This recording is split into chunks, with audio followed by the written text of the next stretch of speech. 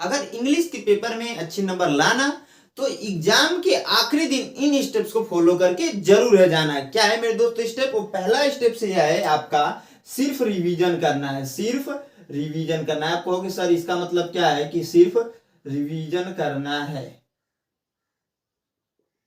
तो देखिए मेरे दोस्त, आपको ही पता है कि दो पार्ट में आपका पेपर आएगा, part A part B. Part A में बहुविकल्पी प्रश्न होंगे, अब पार्ट बी में अनसीन पैसेज और रीडिंग होगा, लिटरेचर होता है और राइटिंग एंड ग्रामर होता है। यह आता है आपका 50 नंबर का, यह मेरे दोस्त आता है आपका 20 नंबर का। ठीक है, तो जो भी इन सभी चीजों के लिए आपने पढ़ा है अभी तक, उनका सिर्फ रिवीजन करना है। क्या करना है मेरे दोस्त? सिर्फ और सिर्फ रिवीजन करना है। अगर आपको 8 घंटे मिले हो, 10 घंटे मिले हो, 12 घंटे, जो भी एग्जाम से टाइम अभी तक मिला है, उसमें सिर्फ और सिर्फ रिवीजन करना है। कुछ भी नया नहीं पढ़ना, नया पढ़ोगे दिक्कत बढ़ जाएगी।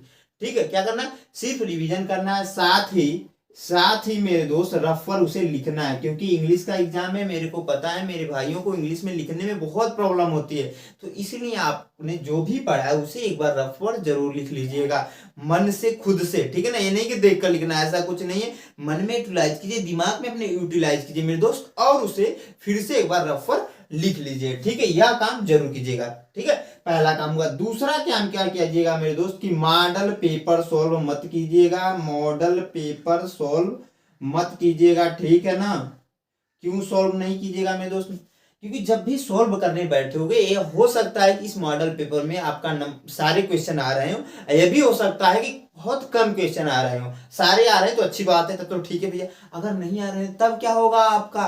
मान लीजिए 70 नंबर के आपके पेपर में, इसमें सिर्फ और सिर्फ 40 नंबर के ही आपके आ रहे हैं, तो आप क्या हो जाओगे? डीमोरलाइज, जो आपका कॉन्फिडेंस हो गिर जाएगा, जिसके वजह से अगले दिन जब एग्जाम में बैठोगे तो आपका पेपर, मैं कह सकता हूं, खराब होगा ही होगा। ठीक है, तो इसलिए बहुत जरूरी है कि मॉडल पेपर सॉल्व नहीं करना है, आपको सिर्फ रिवीजन करना है। साथ में 8 से 10 घंटे जितने भी मिल रहे हैं, आपको रिवीजन साथ में रफ में उसे लिखना है। ठीक है, मॉडल पेपर सॉल्व नहीं करना है। तीसरा मेरे जो स्टेप दोस्त खास है वह यह है कि अगले दिन सुबह में, जिस दिन पेपर हो उस दिन सुबह में मेरे दोस्त आपको क्या करना है? जितनी भी चीजें पिछले दिन पढ़ी है ना आपने, जितनी भी चीजें यहाँ पर रिवीजन कर रहे थे जब ना, पढ़िए ना, उनको 1 से 2 घंटे में, 1 से 2 घंटे में मेरे दोस्त पुनः रिवीजन करना है फास्टली। जो मोस्टली जो चीजें हैं, जैसे कीवर्ड है, जो हेडिंग है, जो मतलब चैप्टर्स के नेम है, यह सब चीजें जो जरूरी है, ऐसे हैं कि याद कर लेते हैं मेरे दोस्त, उनको याद करने के से आपको यह फायदा होगा कि बाकी चीजें आसानी से याद आ जा रही है एग्जाम में। ठीक है, तो आपको जल्दी से 1 से 2 घंटे उसे रिवीजन पुनः कर लेना है सुबह में।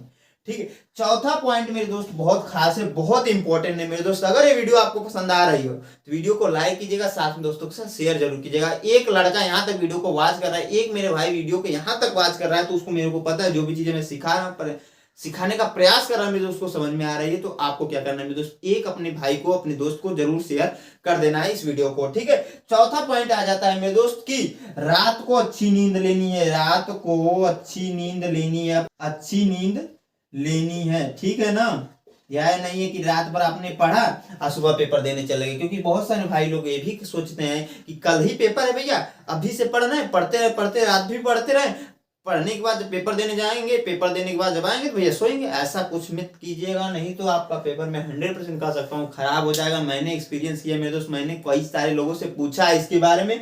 तो रात को अच्छी नींद लीजिएगा। ठीक है ना, जिस दिन पेपर उसके एक दिन पहले वाली रात को। ठीक है, तो इन सभी स्टेप्स को फॉलो करके मेरे दोस्त अगर आप एग्जाम में जाते हैं, मैं 100% कहता हूँ आपका नंबर जरूर बढ़ेगा। साथ में एक और मोस्ट इंपोर्टेंट चीज यहाँ पर रह गया है, पांचवा, जो आपका एक भी क्वेश्चन नहीं छोड़ना है। ठीक है, आप कहोगे सर सारे नहीं आ रहे हैं तो हम क्या करेंगे?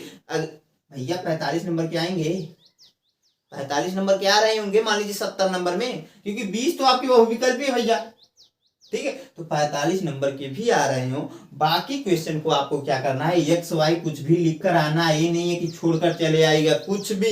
अगर आपको 25 नंबर का पेपर छूट रहा है, 30 नंबर का पेपर छूट रहा है, बहुत ज्यादा मैं बता रहा हूँ। ठीक है, तो इसको भी कुछ ना कुछ आपको लिख कर आना है। ठीक है ना, छोड़ना नहीं है, क्योंकि छोड़ने के नंबर कोई भी एग्जामिनर नहीं देगा आप लोग को, लिखने का नंबर देता है मेरे दोस्त। कॉपी में कुछ ना कुछ भर के जरूर आइएगा, तो छोड़िएगा मत। पांचवा स्टेप से यही है कि आपको कोई भी क्वेश्चन नहीं छोड़ना है। ठीक है, जितने भी स्टेप्स मैंने बताए मेरे दोस्तों, आई होप आप लोग को समझ में आए तो वीडियो को लाइक, साथ दोस्तों के साथ शेयर, और हमारे चैनल पर पहली बार विजिट किए मेरे दोस्तों सब्सक्राइब जरूर कीजिएगा।